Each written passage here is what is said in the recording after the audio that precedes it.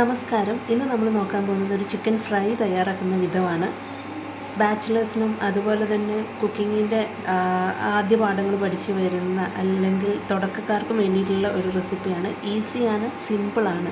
അപ്പോൾ ഇതുപോലെ ഒന്ന് ചെയ്ത് നോക്കൂ. ഇതുവരെ ട്രൈ ചെയ്തിട്ടില്ല എങ്കിൽ ഈ റെസിപ്പി ഒന്ന് തീർച്ചയായിട്ടും ട്രൈ ചെയ്ത് നോക്കും. അപ്പോൾ നമുക്കതിന് വേണ്ടിയിട്ടുള്ള ആവശ്യമായിട്ടുള്ള സാധനങ്ങളും കാര്യങ്ങളൊക്കെ കണ്ടാലോ. അപ്പോൾ നമ്മൾ ഇതിനാവശ്യമായിട്ടുള്ള സാധനങ്ങളെന്ന് പറയുന്നത് വെളുത്തുള്ളി, ഇഞ്ചി, കറിവേപ്പില, പച്ചമുളകാണ് ഇതിൻ്റെ മെയിൻ ഇൻഗ്രീഡിയൻ്റ് ആയിട്ട് വരുന്നത്. ഇതല്ലാതെ നമ്മൾ എരിവിനായിട്ടുള്ള വേറെ ഒന്നും ചേർക്കുന്നില്ല. അപ്പോൾ നിങ്ങളുടെ അടുത്തുള്ള പച്ചമുളകിൻ്റെ എരിവിനനുസരിച്ച് വേണം എടുക്കാൻ വേണ്ടി. ഇതിനിപ്പം അധികം എരിവില്ല, ഇത് പിഞ്ചായിട്ടുള്ള പച്ചമുളകാണ്. അപ്പോൾ അതുകൊണ്ടാണ് ഞാൻ 4 പീസ് എടുത്തിരിക്കുന്നത്. അപ്പോൾ നിങ്ങളുടെ കയ്യിലുള്ള ചിക്കൻ്റെ അളവിനനുസരിച്ച് വേണം ഓരോ സാധനങ്ങളും എടുക്കുവാൻ വേണ്ടിയിട്ട്. അതോടൊപ്പം തന്നെ മുളകെടുക്കുമ്പോൾ എരിവ് പ്രത്യേകം ശ്രദ്ധിക്കുക. അപ്പം ഇതല്ലാതെ നമ്മൾ മുളക് പൊടിയോ വേറെ മുളക് ഐറ്റംസ് ഒന്നും തന്നെ ഇതിൽ ചേർക്കുന്നില്ല. പച്ചമുളകാണ് ഇതിലെ മെയിൻ താരം എന്ന് പറയുന്നത് തന്നെ. അടുത്തത് ചിക്കനാണ്. അപ്പോൾ ഈ ചിക്കന് വേണ്ട അളവിലാണ് ഞാൻ സാധനങ്ങളൊക്കെ ഇവിടെ എടുത്തിരിക്കുന്നത്. അപ്പോൾ നമ്മളിവിടെ തയ്യാറാക്കി വെച്ചിരിക്കുന്ന പച്ചമുളകും വെളുത്തുള്ളിയും അതെല്ലാം നമുക്കൊന്ന് അരച്ചെടുക്കണം. അപ്പോൾ അതിന് വേണ്ടിയിട്ടുള്ള കാര്യങ്ങൾ നോക്കിയാലോ. ഇനി ഇതിലേക്ക് നമുക്കൊരു അല്പം മഞ്ഞൾപ്പൊടി ചേർക്കാം. ഈ മസാലയ്ക്ക് ആവശ്യമായിട്ടുള്ള ഉപ്പ്,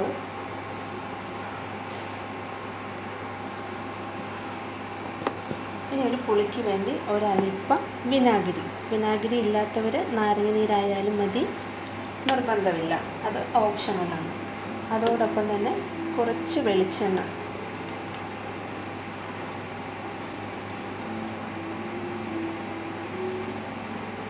ഇനി നമുക്കിതൊന്ന് അരച്ചെടുത്തുകൊണ്ട് വരാം. ഇത് നന്നായിട്ട് പേസ്റ്റ് ആവണമെന്നില്ല, ചെറിയൊരു തരിപ്പായിട്ട് ഒന്ന് ക്രഷ്ഡായി കിട്ടിയാലും മതി, ഒന്ന് ഒതുക്കിയെടുത്താലും മതി.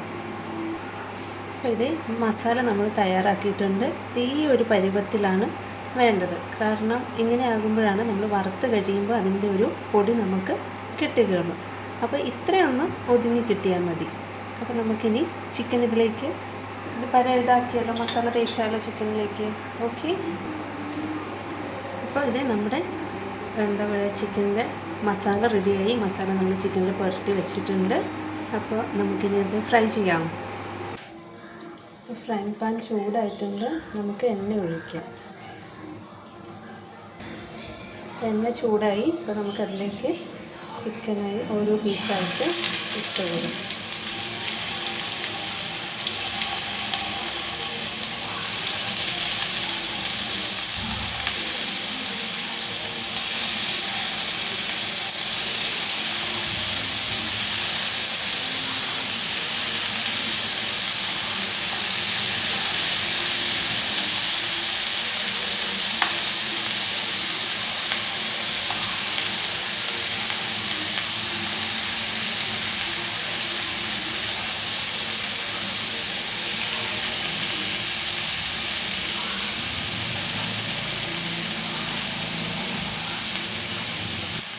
അപ്പോൾ നമുക്കിത് അടച്ച് വെച്ച് വേവിക്കാം.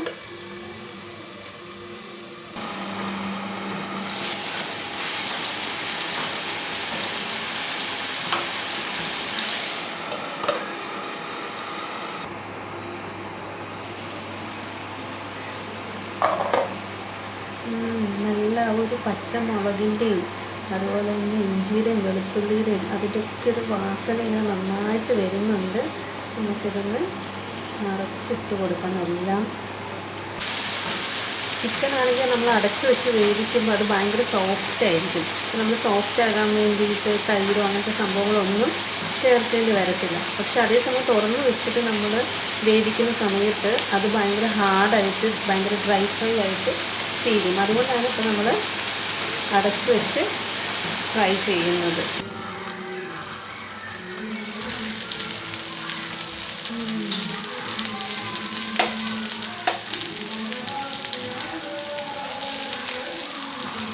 നമ്മുടെ ചിക്കൻ ഫ്രൈ അങ്ങനെ ഇതിവിടെ വെന്തിട്ടുണ്ട്.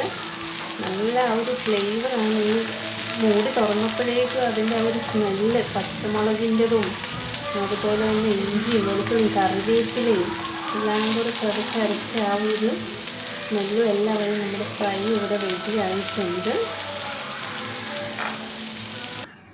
അപ്പോൾ അങ്ങനെ നമ്മുടെ ഫ്രൈ ഇവിടെ റെഡി ആയിട്ടുണ്ട്. നമുക്കതിലേക്ക് ഒരു മല്ലിച്ചപ്പ് ഇച്ചിരി നമുക്ക് എന്ത് ചെയ്യാം, അതിൻ്റെ മേലിലൊന്ന് ജസ്റ്റ് ആ ഒരു ചൂടോടെ ആകുമ്പോൾ അതിൻ്റെ ഒരു ഫ്ലേവറും കൂടെ നമുക്ക് കിട്ടും.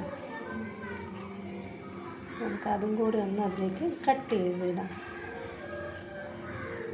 അപ്പോൾ അങ്ങനെ നമ്മുടെ ചിക്കൻ ഫ്രൈ ഇവിടെ റെഡിയാണ്.